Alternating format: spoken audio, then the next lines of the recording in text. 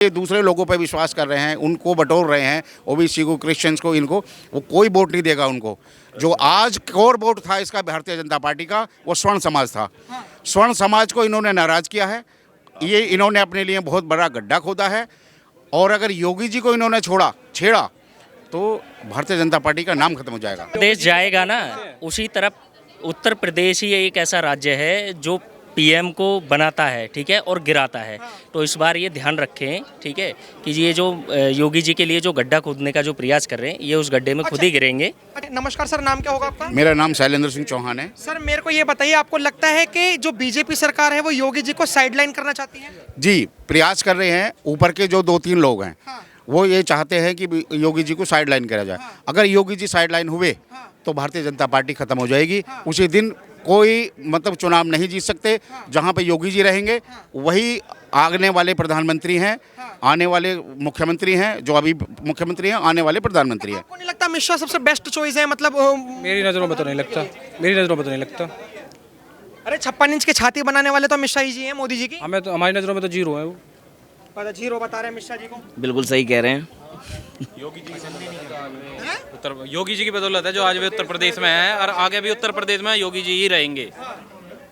बोला जा रहा है कि योगी जी ना मतलब अभी थोड़े मतलब वो ठीक से नहीं चला पा रहे हैं उत्तर प्रदेश। अब देखिए, मोहन यादव जी अब बीजेपी की बात मानते हैं, ब्रजभूषण सिंह जी बीजेपी की बात मानते हैं, रेखा गुप्ता जी सब बीजेपी की बात मानते हैं। नहीं, बात है कि योगी जी क्यों बुरे हैं कि योगी जी मोदी के नहीं चाट रहे हैं जैसे और लोग चाट रहे हैं। बस बात ये है, योगी जी मोदी जी कर रहे हैं और लोग चाट रहे हैं, तो जो चाट रहे हैं तलवे वो भले हैं, और हमारे योगी जी नहीं चाट रहे हैं, तो इसलिए बुरे हो। जनता बेवकूफ नहीं है और उत्तर जो प्रदेश इनकी बहकावे में आ जाएगी। जिस तरफ उत्तर प्रदेश जाएगा ना, उसी तरफ उत्तर प्रदेश ही एक ऐसा राज्य है जो पीएम को बनाता है, ठीक है, और गिराता है।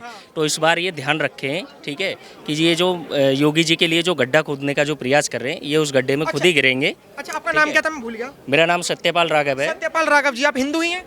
मैं हिंदू हूँ। तो शंकराचार्य जी तो आपके लिए बहुत बड़े होंगे। बिल्कुल। तो शंकराचार्य जी ने तो कह दिया कि केशव प्रसाद मौर्य जी को मुख्यमंत्री बनाओ, योगी जी को हटाओ। देखिए आप मेरी बात सुनिए, यहाँ पे शंकराचार्य जी का तो मुद्दा है नहीं, और शंकर देखिए, हाँ, जो हिंदू लॉबी है वो भी तो दो गुटों में बट चुकी है। एक लॉबी वो जो योगी जी को पसंद नहीं करी, केशव प्रसाद मौर्य को पसंद ये तो बांटा जा रहा है ना। हिंदू कहीं दो देखिए ग्रुपों में नहीं बंटा है। आप मेरी बात सुनिए। हिंदू, पहली बात तो ये बांटने का जो कार्य कर रही है वो केवल मोदी और अमित, ठीक है, ये दोनों लोग कर रहे हैं। योगी जी, ये इनका जो फंडा है कि योगी जी को पीएम, अगला पीएम, क्योंकि आप यहाँ पे अगर 100 लोग होंगे तो 100 के 100 योगी जी के लिए बोलेंगे कि अगला नेक्स्ट पीएम योगी जी हों, ठीक है। 100 के 100 लोग बोलेंगे। हाँ जी। लेकिन अभी जैसे मैंने इंट्रो में बताया, करणी सेना है तो वो तो लोग कहेंगे कि श्रवण समाज के लोग हैं, वो तो योगी जी को सपोर्ट करते ही हैं, केशव प्रसाद मौर्य को कहीं करेंगे। अरे ऐसा कुछ नहीं है। हाँ। अच्छा, जो हारा हुआ व्यक्ति है, क्या वो सीएम बनने के योग्य होता है? बात तो मानते हैं मोदी जी की। जो अपनी सीट ही नहीं बचा पाया तो वो क्या मतलब वो करेगा? अगर जनता उसको प्यार करती तो उसको क्या वोट नहीं देती? अभी डिप्टी सीएम जो बने हुए हैं वो तो मोदी जी के आशीर्वाद से बने हुए हैं ना, नहीं तो कैसे बन जाते? क्या मतलब है? एक हारा हुआ व्यक्ति कैसे मतलब डिप्टी सीएम बन गया? क्षत्रिय विरोधी सरकार है बीजेपी। अरे क्षत्रिय विरोधी है या फिर आपको लगता है हिंदू विरोधी भी है? हिंदू विरोधी भी है। उत्तर प्रदेश की सरकार केंद्र की कठपुतली नहीं है, ठीक है, और यही कारण है जो इसकी वजह से यूजीसी का नियम जो अभी लाया गया है। इस बार सरकार को ये विरोध बिल्कुल क्लियर मिलेगा जब हम क्लियर बहन जी को वोट देके जातिवाद जो ये सरकार बांटना चाह रही है और जो करना चाह रही है, क्लियर बहन जी को वोट देके ये जातिवाद के जो मुहिम चला रही है ना, इसको बिल्कुल सिरे से दरकिनार कर देंगे। अब ऐसे तो बड़े बड़े भाजपा के नेता भी नहीं बोल रहे यूजीसी को लेकर, इसको लेकर क्या विचार? यही तो चुप्पी है, यही तो उनकी चुप्पी है, सब खत्म है। जब अति होती है ना तो क्षति होती है। अब आपने कहा कि क्षत्रिय विरोधी सरकार है, आपके जो क्षत्रिय में जो बहुत बड़े बड़े लोग हैं जैसे ब्रजभूषण सिंह या फिर राजा भैया नहीं, ब्रजभूषण सिंह वगैरह, उन्होंने तो अभी तक यूजीसी पर बहुत अच्छे स्टैंड नहीं लिया जितना अच्छा स्टैंड लेना चाहिए समाज के लिए। बोला है ब्रजभूषण सिंह को, शायद आपने सुना नहीं है। ब्रजभूषण सिंह ने तो ऐसा मतलब आईना दिखाया है कि कुछ बच्चों को, मैंने उनकी एक वीडियो देखी थी कि बच्चों को एक साथ मतलब खड़ा करके उन्होंने एक वीडियो बनाई कि ये मतलब 36 बिरादरी के बच्चे थे उसमें, ठीक है, कि इन बच्चों को आप देखिए कि क्या इनमें मतलब क्या फ़र्क है, क्या जानते हैं ये यूजीसी के बारे में, क्या ये आगे मतलब अभी साथ में खेल रहे हैं, लेकिन जब ये कॉलेज में जाएंगे तो उसका क्या प्रभाव पड़ेगा? अच्छा, एक बात तो बताओ, आपसे बड़े जितने भी आप तमाम लोग खड़े हो, आपसे बड़े हिंदू तो आरएसएस वाले हैं, हिंदू सम्मेलन भी कर रहे हैं, वो एक बार भी यूजीसी को लेकर नहीं बोल रहे। हिंदू सम्मेलन आरएसएस वाले जो कर रहे हैं उन पे एक भी व्यक्ति पे मेरी या तो बीजेपी वाला या आरएसएस वाला कोई भी मेरी बात का जवाब नहीं दे पाया है। मैं नंदग्राम क्षेत्र में रहता हूँ और वहाँ पे लगभग 4 से 5 मतलब हिंदू सम्मेलन हुए हैं और वो मेरे पास आए हैं। मैंने उनसे यही सवाल किया है पहला कि आप ये बताइए कि यूजीसी के बारे में आपका क्या कहना है, कि ये ज़रूरत क्या पड़ी है आपको हिंदू सम्मेलन करने की। उन पे कोई जवाब नहीं बना है और मैंने उसका पूर्ण रूप से बहिष्कार किया है और मैं गया नहीं हूँ एक भी हिंदू सम्मेलन में, क्योंकि वो मेरी बात का जवाब नहीं दे पाए और मैंने उसका पूर्ण रूप से बहिष्कार किया है। और मेरे साथ में जो अन्य भी जो लोग थे वो भी नहीं गए, सब ने बाइकआउट किया है उसका। जिस हिसाब से जो एक हिंदू सम्मेलन में भीड़ होनी चाहिए थी वो नहीं है। आपको लग रहा है कि अब जो मोदी जी जो हैं उनका जो वोट बैंक है अब प्रॉपर हिंदू, रेडिकल हिंदू या फिर हार्ड हिंदू की बजाय अब ओबीसी SC/ST की तरफ जा रहा है। मुस्लिम्स के भी वोट ओबीसी में मुस्लिम्स बहुत ज़्यादा होते हैं, मुस्लिम्स के लिए भी वोट लो। ओबीसी में हिंदू भी होते हैं, SC/ST में हिंदू भी होते हैं, उनसे भी वोट लो। क्रिश्चियंस के वोट्स लो, इन सबके वोट्स लो। जनरल के वोटों की तो कोई औकात ही नहीं है। 10% ही तो है, 10-12% है। तभी तो इनका अंत आएगा, तभी तो ये अपने लिए गड्ढा खोद रहे हैं। यही तो अंत है इनका, ये अंत है। ये अमित शाह का, मोदी का यहाँ अंत है। जिस तरीके से ये दूसरे लोगों पर विश्वास कर रहे हैं, उनको बटोर रहे हैं, ओबीसी को, क्रिश्चियंस को, इनको वो कोई वोट नहीं देगा उनको। जो आज कोर वोट था इसका भारतीय जनता पार्टी का, वो स्वर्ण समाज था। स्वर्ण समाज को इन्होंने नाराज किया है, ये इन्होंने अपने लिए बहुत बड़ा गड्ढा खोदा है। और अगर योगी जी को इन्होंने छेड़ा तो भारतीय जनता पार्टी का नाम खत्म हो जाएगा। मैंने एक चीज़ आपको और हमारे दर्शकों को बताना चाहूँगा। आप लोग सोच रहे होंगे कि बीजेपी अगर ये यूजीसी नियम लेकर आई तो मोदी जी भी रैली कर रहे हैं, तमाम बहुत बड़े बड़े नेता रैली कर रहे हैं, उन नेताओं के पास कोई भी व्यक्ति हिंदू संगठन के लोग क्यों नहीं जा रहे? जो श्रवण समाज के अपने आप को ठेकेदार बता रहे हैं वो क्यों नहीं जा रहे?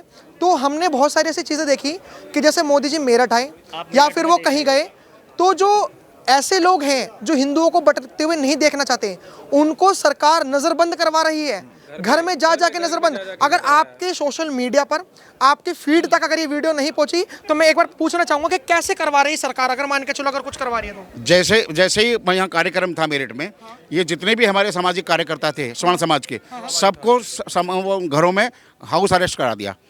और जब वो रैली खत्म हो गई उसके 2 घंटे बाद उनको फ्री किया, 2-3 घंटे बाद। वो क्योंकि वहाँ जाते, विरोध करते, अपनी बात को रखते कि भाई हमें ये समस्या है, अपनी समस्या बताते।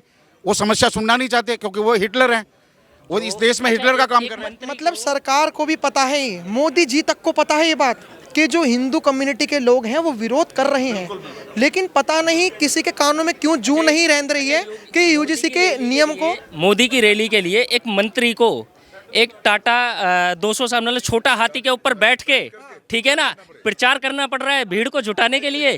तो कैसी स्थिति है आप ये समझ सकते हैं? एक मतलब प्रधानमंत्री की रैली में भीड़ इकट्ठा करने के लिए एक मंत्री मतलब उस पर बैठ के बुला रहा है जनता को कि जी आप आइए।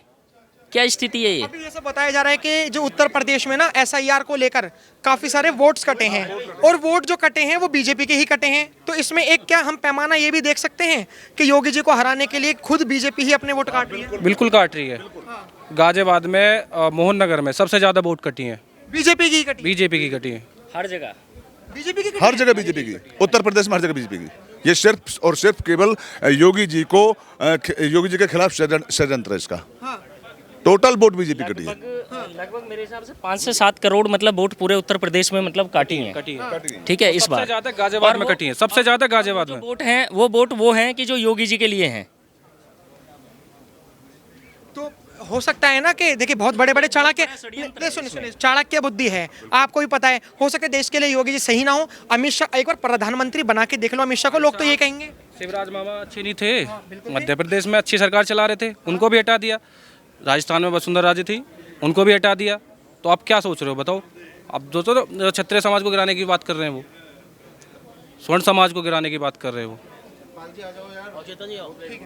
फिलहाल हमने जी आपका नाम क्या होगा? मेरा नाम जय कुमार सिंह है। जय कुमार सिंह जी, बस ये बता दीजिए कि योगी जी को हटाने की साजिश चल रही है नहीं चल रही है? कहाँ पे? उत्तर प्रदेश में। नहीं, साजिश तो चल रही है, लेकिन जनता जो चाह रही है, जैसे 2014 में जनता ने मोदी जी को प्रधानमंत्री चुना था, पार्टी नहीं चुना था, जनता ने चुना था। वही स्थिति आज जो है पूरे देश में माननीय योगी जी के लिए है। जनता चाहती है कि योगी जी प्रधानमंत्री हों, ये जनता चाह रही है। पार्टी चाहे न चाहे, लेकिन जनता की ये मांग है कि योगी जी इस बार जो है प्रधानमंत्री बने, ये जनता की मांग है।